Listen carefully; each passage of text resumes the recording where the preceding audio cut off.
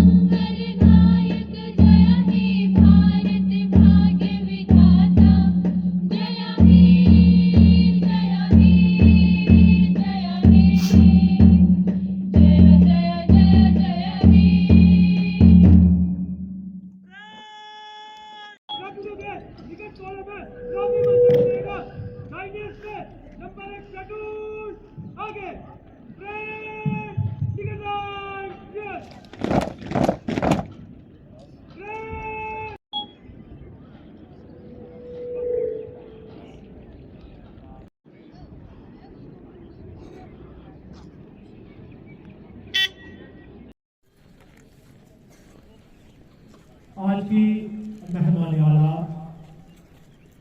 Additional जिला अपनी कुर्बानियों के लिए जानी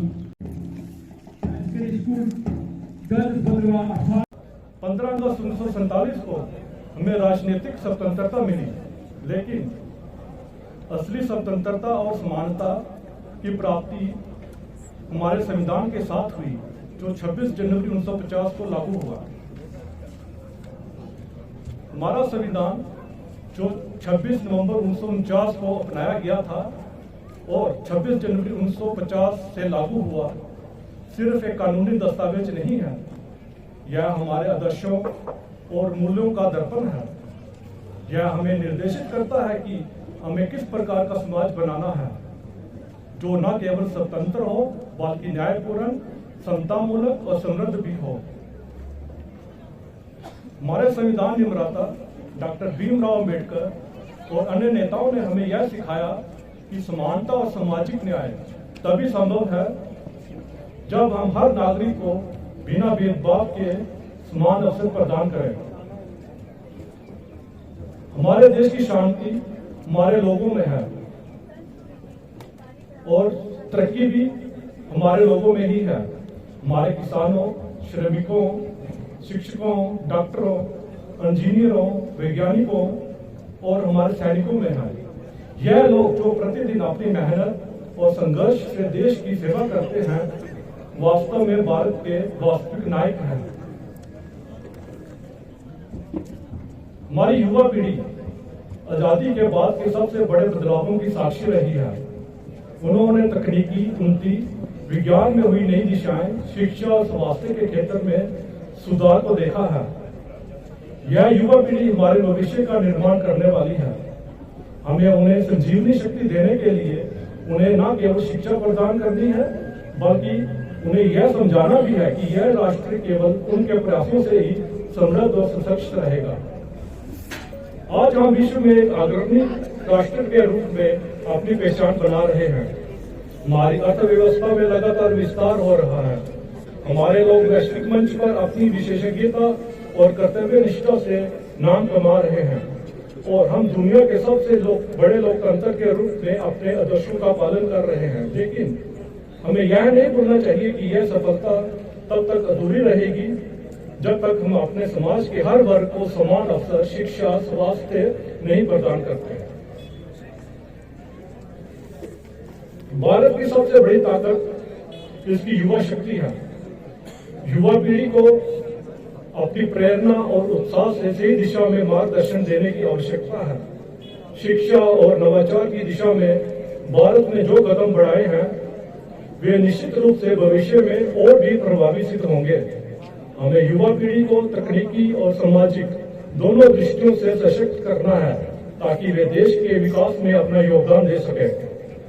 हमारी तकनीकी उपलब्धियां जैसे अंतरिक्ष विज्ञान, सूचना और कृषि में नवाचार यह साबित करते हैं कि हम हर क्षेत्र में दुनिया से प्रतिस्पर्धा कर सकते हैं।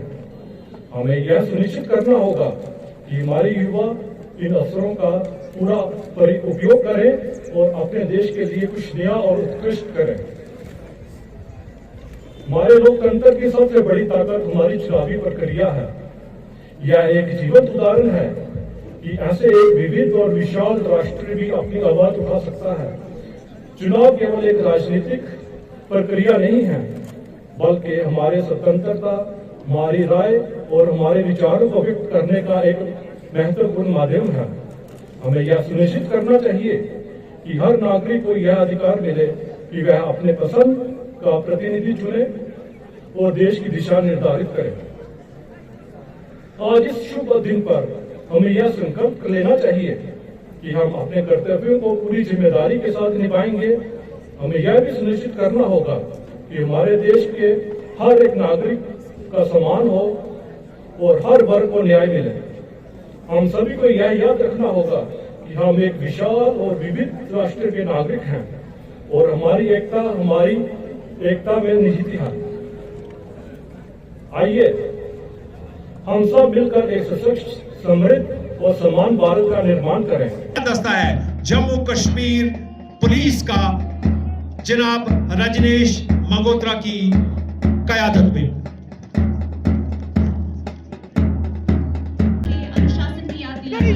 इसके बाद है NCC boys higher secondary school senior division. कदम से कदम मिलाए, कांधे से कांधा मिलाए, इस पैगाम के साथ मंच से गुजर रहे हैं कि सदियों की थकन उतर न सकेगी हयात की, एक लम्हा रास्ते में आकर हम ठहर गए।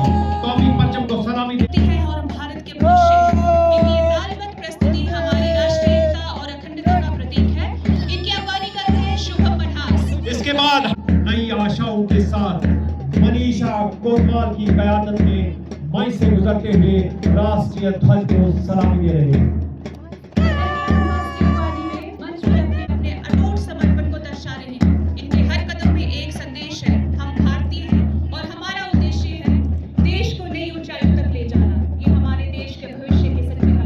और इसके बाद modern secular higher secondary school का दस्ता कौमी परचम को सलामी देते हुए केशव राणा की क़यादत में मंजिल की तरफ बढ़ने का पैगाम देते हुए इस बात का अहद कर रहे हैं कि हम मुल्क की तामीर व तरक्की में अपना योगदान देंगे।